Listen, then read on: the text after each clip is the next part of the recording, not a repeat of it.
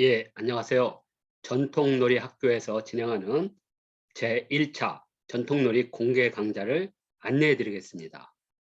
전통놀이 학교는 서울시 등록 비영리 민간단체인 한국청소년 역사문화 홍보단과 학습 공동체를 지향하는 청소년 시민들의 평생 학습 기관인 미래학교가 공동으로 운영하는 전통놀이 보급, 홍보 활동단체입니다.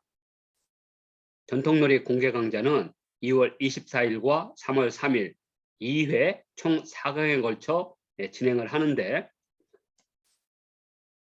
제1강부터 자세하게 소개하겠습니다. 전통놀이란 역사적 계승성과 문헌적 근거가 있는 놀이를 말하는데요. 아무래도 역사적 계승과 문헌적 근거가 있다 보면 주로 지식인들이 많이 놀았고 주로 지혜를 중심으로 하는 놀이가 많다 보니까 판을 깔고 말이나 윷을 움직여서 하는 놀이가 대부분 전통놀이로 계승되고 있습니다. 자, 대표적인 그러한 놀이를 판놀이라고 하는데 판놀이는 놀이의 방법에 따라서 세 종류로 나눌 수가 있습니다. 첫 번째로는 짝을 맞추는 칠교도 놀이가 있습니다.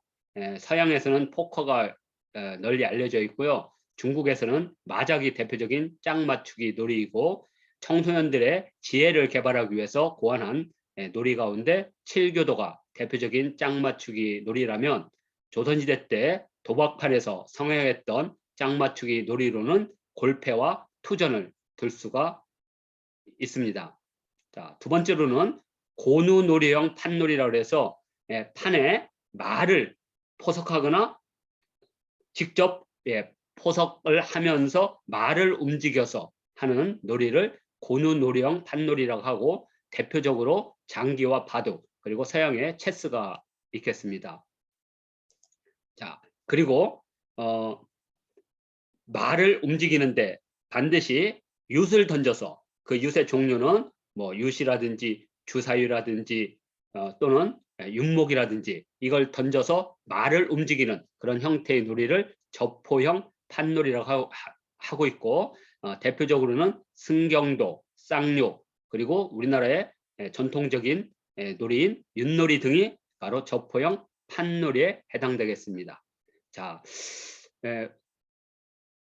이 전통놀이 학교 공개 강좌에서는 주로 판놀이를 중심으로 해서 소개를 해드릴 생각입니다.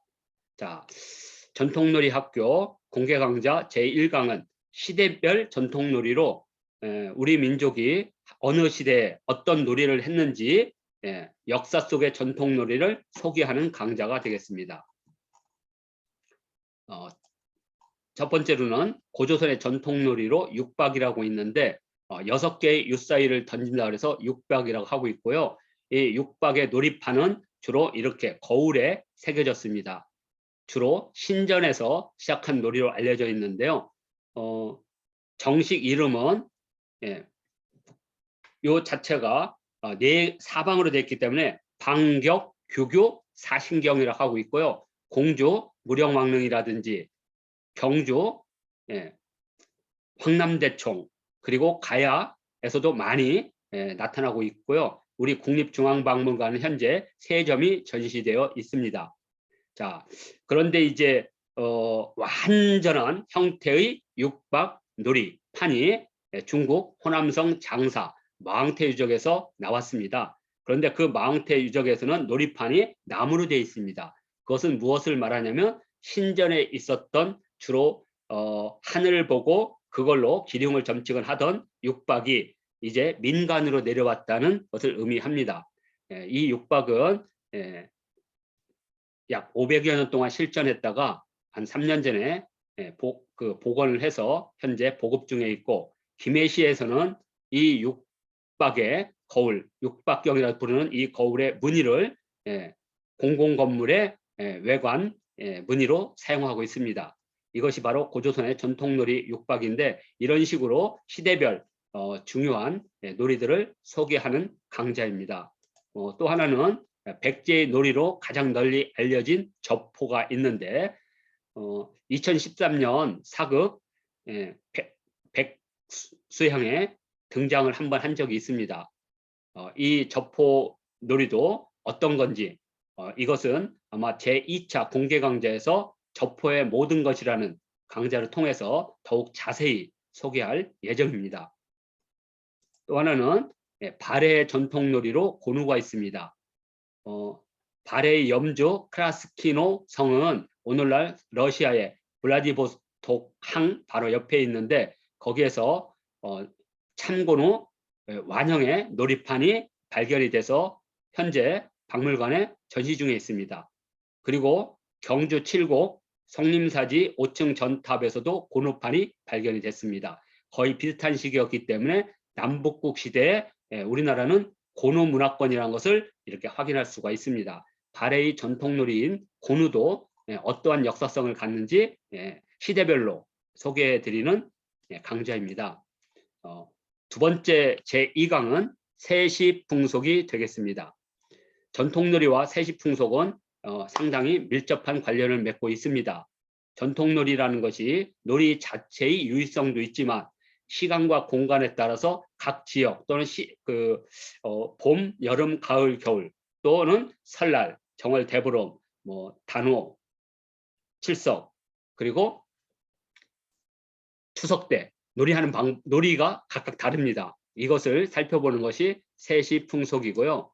세시풍속은 크게 시간을 바탕으로 하기 때문에 시간을 만드는 세 가지 요소 해, 달, 별 이거에 따라서 놀이들도 분류를 할 수 있습니다. 해에 의해서 만들어진 시간 속에 노는 놀이를 태양력 세시풍속이라고 하고 있고요. 주로 양수인 1, 3, 5, 7, 9의 숫자가 겹치는 1월 1일부터 시작해서 3월 3일 삼진날, 5월 단오날, 7월 칠석, 9월 중양절 여기에 각각 시기별로 독특한 형태를 갖는 세시풍속을 태양력 세시풍속이라고 하고 있습니다. 또 하나는 달이 만드는 시간 속에 만들어진 풍습을 태음력 세시풍속이라고 하고 있고요. 1월에 정월 대보름, 6월에 유두, 7월에 백중, 8월에 추석이 대표적인 태음력 세시풍속에 해당되겠습니다.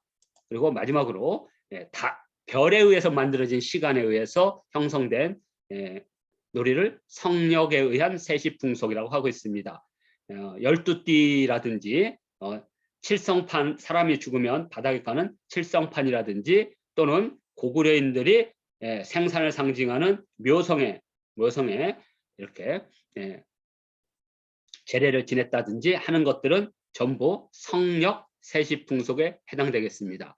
세시풍속 강좌는 바로 이러한 태양력, 태음력, 성력의 세시풍속의 발생이라든지 역사라든지 기원이라든지 이런 것을 소개하는 강좌가 되겠습니다.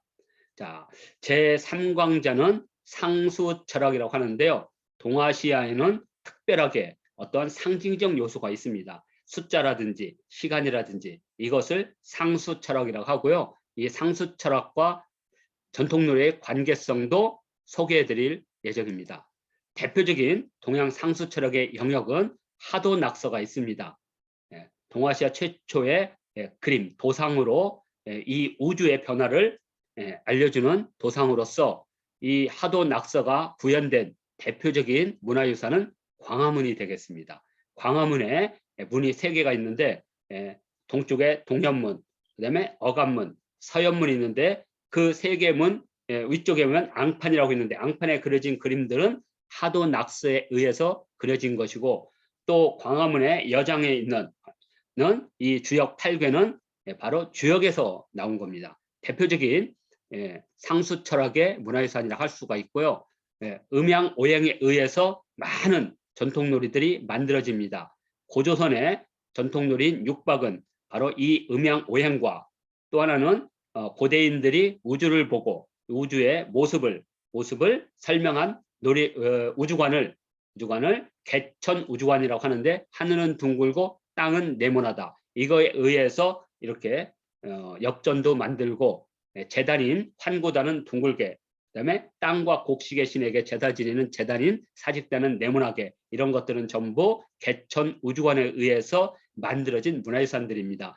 어떤 전통적 사유체계의 대표적인 한 유형이 되겠고요. 또 하나는 우리가 태어난 해를 뭐 쥐띠라든지 소띠라든지 하는 12지 그리고 이런 것들은 전부 천간지지에서 나옵니다. 하늘은 10개의 단위로 나누고 땅은 12개의 단위로 나눠서 이 두 개의 공배수가 만나는 10과 12의 공배수가 만나는 60을 시간 단위로 쓰고 한 사람의 삶의 주기를 60년으로 삼는 그런 문화는 바로 천간지지에서 나온 것입니다.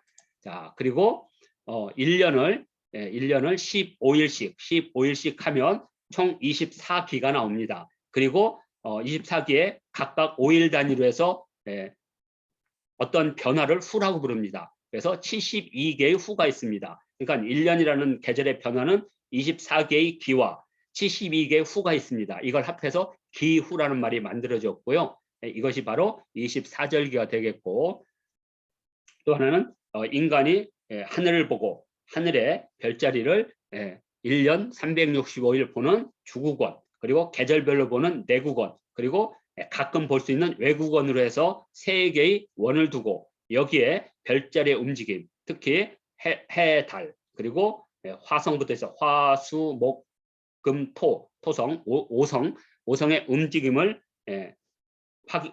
확인하기 위해서 이 내국원에 총 28개의 자리를 두게 됩니다. 그리고 거기에 대표적인 별자리를 설정해서 우주의 모든 별의 움직임을 그 28개의 별자리로 기준을 삼았습니다. 이것을 삼원 28수라고 합니다. 이런 것들이 동양의 상수 철학이고 이 강좌에서는 이런 상수 철학의 기본을 소개해 드릴 예정입니다.